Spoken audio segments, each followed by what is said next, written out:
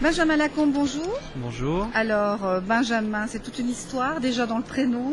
Ah oui. Vous publiez chez Seuil Jeunesse le dernier livre ici, on va le présenter, donc L'enfant silence. L'enfant silence. Alors, vous êtes illustrateur et raconteur d'histoire. Moi, j'aime bien dire ça. Oui, on peut dire ça. On peut dire ça. Oui. Alors ici je ne suis qu'illustrateur. Voilà, qu'illustrateur. Mais voilà. Quelle illustration! Merci, c'est gentil. Non, puis quel texte aussi. Hein. C'est quel texte, très beau aussi, texte, on peut dire.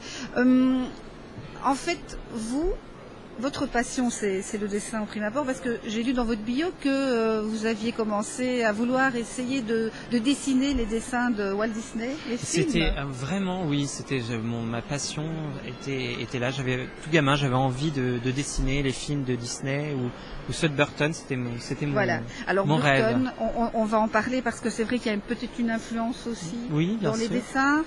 Vous avez publié beaucoup de livres, on peut le dire. Les Amants Papillons. Oui. La funeste nuit d'Ernest, et là on a vraiment l'univers de Burton qui en fait, ressort. C'est pas uniquement l'univers de Burton, c'est plutôt presque l'univers des influences de Burton, qui sont toute cette école américaine macabre et rigolote.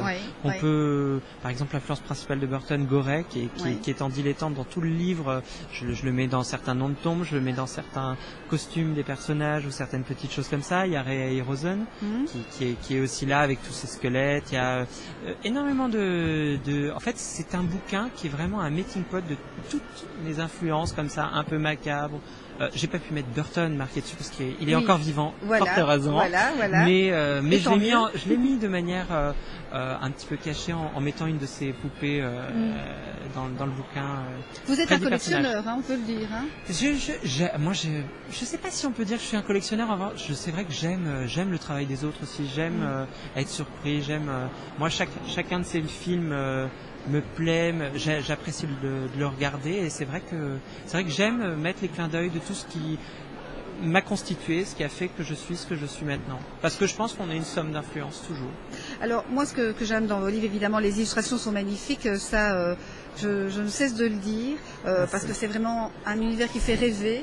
C'est vraiment un univers poétique. Merci. Alors ça vient d'où? Bon, on sait que ça vient un peu de Burton, mais il faut. Vous êtes quand même quelqu'un de. Oui. Non, si vous voulez, moi, comme je vous disais, chaque livre finalement est un peu différent aussi. C'est-à-dire que celui-là, il tient peut-être moins de Burton que plutôt une école un peu pop surréalisme américaine ou des choses comme ça. C'est vrai que là, c'était un livre que j'ai voulu très onirique parce qu'il parle d'une thématique. On va dire un petit peu difficile, qui est l'enfance maltraitée. Voilà, donc ça c'est l'histoire. Et là je voulais traiter la chose de manière extrêmement poétique, onirique, parce que effectivement on se retrouve dans l'univers intérieur de cette petite fille, dans ce qu'elle peut ressentir et dans l'univers qu'elle se crée. Et donc cet univers est fait effectivement de cages, d'oiseaux, de secrets. Tout à fait. On est tout à fait dans cette thématique presque du rêve. Du cauchemar, c'est à chacun de le décider, mais ça plutôt dans l'univers intérieur de cette petite fille. Et donc au niveau de l'image, j'étais plutôt, je dirais, influencé par tout le cinéma expressionniste, par aussi tout un courant de peinture effectivement proche du rêve. Donc je peux penser à tout, comme je vous l'ai dit, au pop surréalisme américain, aux surréalistes aussi plus anciens, ou alors aussi aux pré-raphaélites. C'est divers. Alors, vous mettez combien de temps pour faire un album comme celui-là?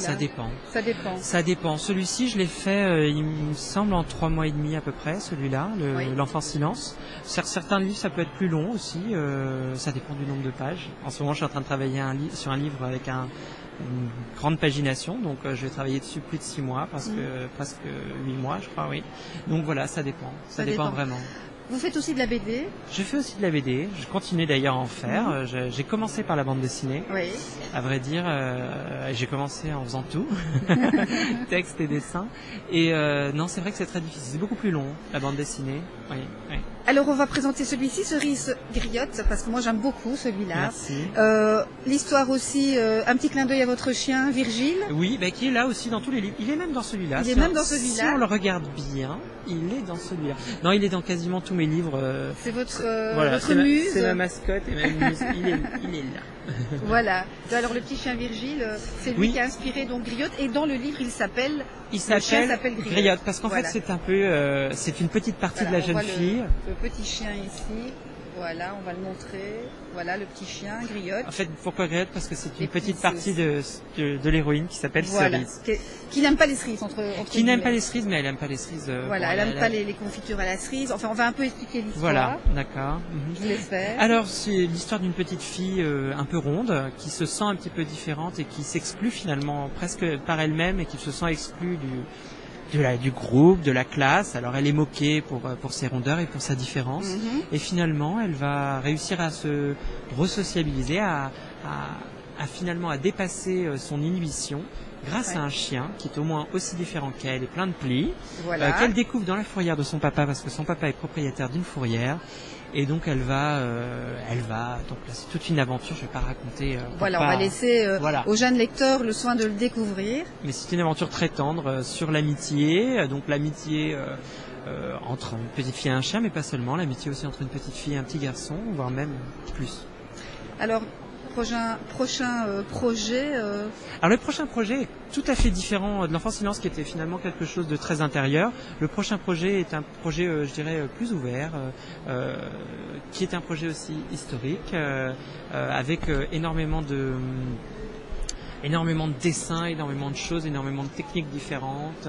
Ce sera 2 livres en fait en un, dans un coffret. Ce sera quelque chose de très riche et de très tendre. Et dans l'histoire, finalement, ce sera plus proche de Cerise Griotte que des amants, c'est-à-dire c'est une histoire tendre d'enfant. Et il y a aussi un autre livre qui est un livre dans le livre. Enfin, je vais pas raconter tout le concept, mais voilà. Alors ici on est en direct de la foire du livre, vous avez signé, ça se passe bien? Ça va, oui, ça se passe bien. Les enfants, quelles réactions les enfants, c'est amusant justement, parce que chacun des livres sont très différents, donc à chaque fois on a une réaction très différente, on a un public très différent, et il est amusant effectivement de voir leur réaction en direct, parce qu'en général ils ont le temps de lire en attendant leur petit dessin, et donc c'est amusant. Vous avez fait une pause ici pour venir parler de vos livres, vous êtes de nouveau en signature maintenant?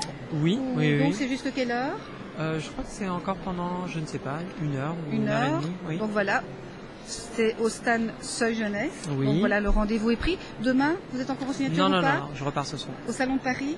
Je suis au Salon de Paris, le samedi et le dimanche. Le samedi 15 mars et le dimanche 16 mars. On vous souhaite en tout cas une bonne continuation. Merci. Et à faire rêver les enfants, parce que franchement c'est très beau, c'est extraordinaire et c'est vraiment un monde fabuleux qu'est le vôtre. Merci beaucoup Benjamin Lacombe. Au revoir.